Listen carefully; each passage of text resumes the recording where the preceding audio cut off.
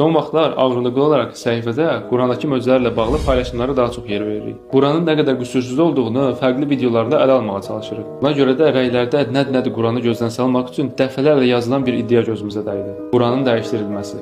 Bu məqsədlərinə Allahın izni ilə nail ola bilməyəcəklər. Problem oradadır ki, artıq bu iddianı bir qism müsəlmanlar da təsdiqləyir. Bəzisi yazır, Quranda yarımçıq surələr ayələri olub və yandırılıb. Bəzisi tərtib olunduğuna görə dəyişdirildiyini iddia edir.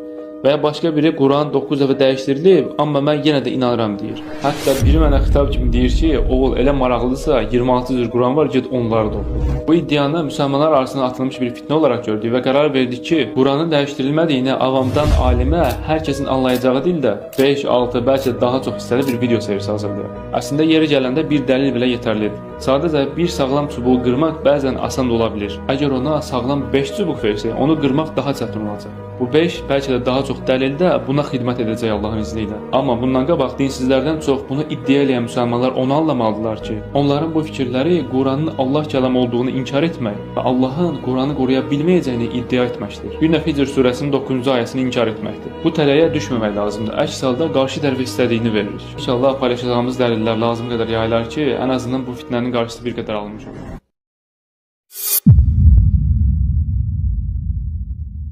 Əgər biri bizə Quranın dəyişdirildiyini iddia edirsə, birinci dəlil olaraq bu örnəyi göstərmək olar. Dəlilsiz davaya baxılmaz. Yəni hal-hazırda dövrümüzdə kimsə bizi məhkəməyə şikayət etsə, hakim onun ilk başda dəlilinə baxacaq. Dəlili olmadığı təqdirdə dediyi hər bir sözün altı boşdur və mənasızdır. Eynən bunun kimi də bir adam bizə Quranın dəyişdirildiyini iddia edirsə, ondan ilk soruşacağımız sual bu olmalıdır. Əlində göstərə biləcəyin ərəbcə fərqli Quran varmı? Və ya nəinki surə, bir ayənin belə ərəbcəsini yan-yana qoyub, bax bu Quranda bu ayədə fərqli bir şey yazılıb, digər Quranda isə fərqli deyə biləcəyin bir ayə varmı? Yoxdursa bunu iddia edən adam bu ölkənin bu şəhərində fərqli Quranlar var deməsi ciddiyə alınmamalıdır. Gəlin indi məntiqlə baxaq. Əgər hər hansı bir dövrün hər hansı bir ilində Quran bir kəs tərəfindən dəyişdirilə bilsəydi, hər kəs öz mənfəəti üçün istifadə edib özünə uyğun bir şey yazmağa çalışardı. Və günümüzə kimi ən azı bir dəfə belə dəyişdirilmiş olsaydı, çoxdan budaqlanıb bu gün əlimizdə fərqli Quranlar olmuş olardı. Tam tərsinə elə bu dəqiqə dünyanın hər hansı bir ölkəsində hər hansı bir məscidə girib Quranı əlimizə alsaq görərik ki, həmin Quranın evimizdəki Quranı ilə arasında tək bir ayədə belə fərqlilik yoxdur. İddia edənlərin heç biri ortaya bir dəlil qoya bilmir. Buna görə bu sualı imanımızı sarsmaq üçün verən hər kəsə bu sualı verin.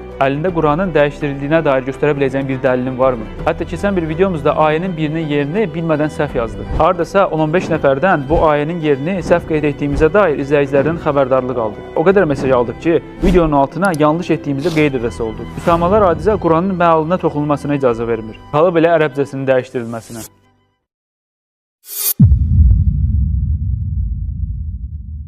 Bu videoda Quran dəyişdirilib deyənlərə cavab verə biləcəyimiz zənnimcə ən tutarlı dəlildən bəhs olacaq. Diqqətlə qulaq asan kəs əsrlərlə Quranın bir hərfinin belə dəyişdirilmədiyinə adı kimi əmin olacaq. Deməli 2015-ci ildə Birmingham Universitetinin kitabxanasında köhnə bir kitab tapılır. Tədqiq etdikdən sonra bu kitabın Quran olduğu ortaya çıxır. Quran çox qədimi olduğu üçün karbon 14 testi ilə analiz etməyə başlayırlar. Yeri gəlmişkən karbon 14 testi qədimi bir əsərin ortalama neçə illik bir əsər olduğunu ortaya çıxarmaq üçün istifadə olunan test metodudur. Buradakı əsas məsələ isə həmin bu qədim Quranın içindəki ayələri ilə bu gün əlimizdə olan Quranın ayələri birəbir eynidir. Yəni bu gün evimizdə olan Qurandakı ayələri ilə bu 1370 illik Quranın içindəki ayələri müqayisə etdikdə heç bir fərq olmadığını görürük. Demək biz bu səbəblə hal-hazırda əlimizdə olan Quranın əsrlər boyunca bir hərfinə belə toxunula bilinmədiyini görmüş oluruq. Yeri gəlmişkən əlimizdə olan tək qədimi Quran bununla da sərhədli deyil. Dünya üzərində bilinən, tarixi əsər kimi sərgilənən 45 Quran nüsxəsi var. Məsələn, Özbəkistanda olan Daşkənd nüsxəsi, Türkiyədə olan Topkapı nüsxəsi, Misirdə olan Qahirə nüsxəsi kimi və s.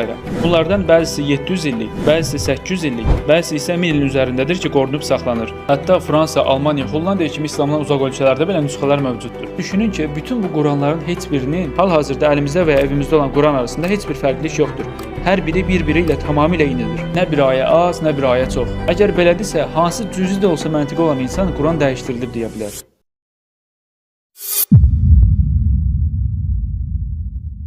Son zamanlar çoxumuz şahid olmuş olaraq ki, Quranın dəyişdirildiyini iddia edib və bunu fərqli yollarla isbat etməyə çalışanlar var. Hətta bəzən buna aldanan müsəlmanları da görürük. Biz inşallah bunun doğru olmadığını zamanla fərqli ağla yatan dəlillərlə isbat etməyə çalışırıq. YouTube kanalımızda bu suala ayrıca yer vermişik. İndi əgər mövzuya keçəsi olsaq, Quranın dəyişdirilmədiyinə başqa bir dəlil hafizlərin olmasıdır. Bilməyənlər üçün deyim, hafiz Quranın bütününün ərəbcəsini tam əzbər şəkildə bilənlərə deyilir. Bir məlumatın qorunması üçün iki cür metod var. Ya yazılı şəkildə saxlanılacaq, ya da həmin məlumat əzbərlənəcək. Baxanda görürük ki, Quran üçün bu iki metodun ikisi birdən istifadə olunur. Yazılıb qorunması haqqında ətraflı başqa bir videoda danışmışdım. Bunun üzərinə əzbərlənməsi də Quranın qorunmasında böyük bir rol oynayır. Nəyə görə? Məsələn, deyəlim ki, çoxumuzun əzbərə bildiyi Azərbaycan himnidir.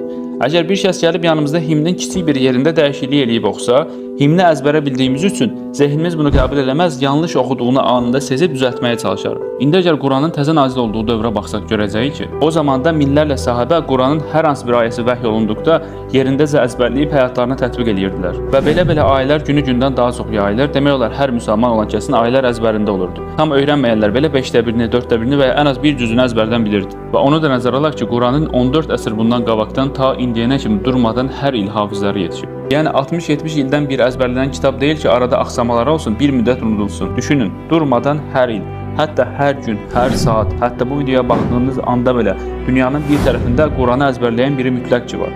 Bu qədər hafizlərin olduğu yerdə kim cürət eləyib Quranın sadəcə bir hərfini yanlış oxuya bilər? Dövrümüzdə bir qədər adamın Quran dəyişdirilib deməklərinə baxmayaraq, tarixə baxsaq əsrlərlə də bunu iddia edən bir nəfərin belə olmadığını görərik. Hətta Quranın vəhy olunduğu dövrdə dəfələrlə Quranda tək bir ayənin bənzərini gətirin deyə meydan oxunur. Məkkə müşriklərinin əllərində asan bir yol var ikən, bir ayənin bənzərini gətirib İslam dininin yanlışlığını isbat etmək imkanı var ikən, bənzərini gətirə bilməyib müharibə etməyə üst tuturlar. Demək ki, bunun mümkün olmayacağını başa düşüblər. Nəinki o dövrə, indiyənə kimi gətirə bilən olmuyor. Kim hal-hazırda Quranın ərəbcəsinin bənzərini göstərə bilər? Dünya üzərində hafizlər durmadan günü-gündən artır. Nə etsək də, nə qədər çalışsaq da, heç bir zaman bu qədər dəyər görən, kiçikdən və ya durmadan əzbərlənən bir kitab görməyəcəyik. Və nə qədər ki, müsəlmanlar bu əzbərləmə metodundan istifadə edir, Quranı dəyişdirmək olmayacaq Allahın izni ilə.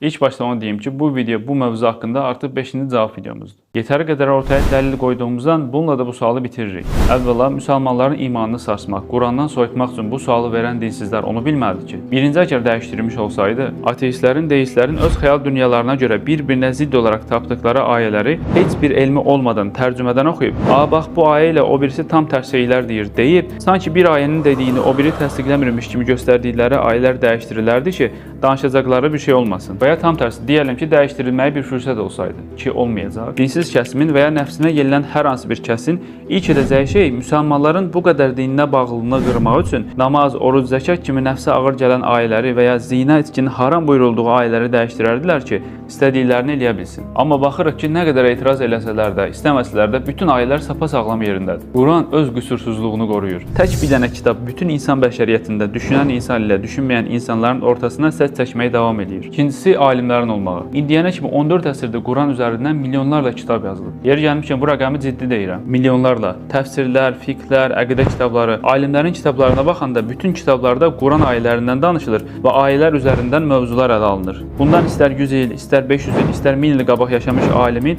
yazılmış hər hansı bir kitabını açıb oxusaq görəcəyik ki, içindəki bütün danışılan ayələr əlimizdəki Quran ilə birə-bir eynidir. Yəni bir növ alimlərin kitabları Quranın ayələrinin qorunmağını təmin edir. Üçüncü, Quran elə bir kodlanmış sistemdə yazılıb ki, bir örnək verim daha yaxşı anlaşılacaq. Hər hansı bir kompüter oyununda bir şəhər, maşın, ev qurmaq üçün nə etmək lazımdır? Kodlamanı bilənlər mənə daha yaxşı anlayacaq. Bütün oyunda qurduğumuz şəhərlər, evlər, maşınlar 0-1 rəqəmlərindən ibarətdir. Bu minlərlə 0-1-lərdən bircə dənəsini aradan çıxarsaq, bütün oyun çökür, nə şəhər qalır, nə ev. Eynən bunun kimi Quranda da bu sistem var. Bəzən surənin yeri, bəzən ayənin rəqəmi, ayənin harda olması, hər hansı bir sözün harda yerləşdirilməsi, hətta tək bir hərfi belə çox böyük mənalar daşıyır və bir-birinə qüsursuz şəkildə bağlıdırlar. Yəni qısaca, əgər Quranda nəinki hər hansı bir surənin, hətta bir hərfin belə yerini dəyişsək, bütün ayələrdə sistem pozulacaq. Bir hərf bir ayəyə, bir ayə bir surəyə, bir surə isə bütün surələrə təsir edəcək. Ümumiyyətlə, müsəlmanlar olaraq bir şeyin fərqinə varmalıyıq ki, hər deyilənə birbaşa inanmamaq lazımdır.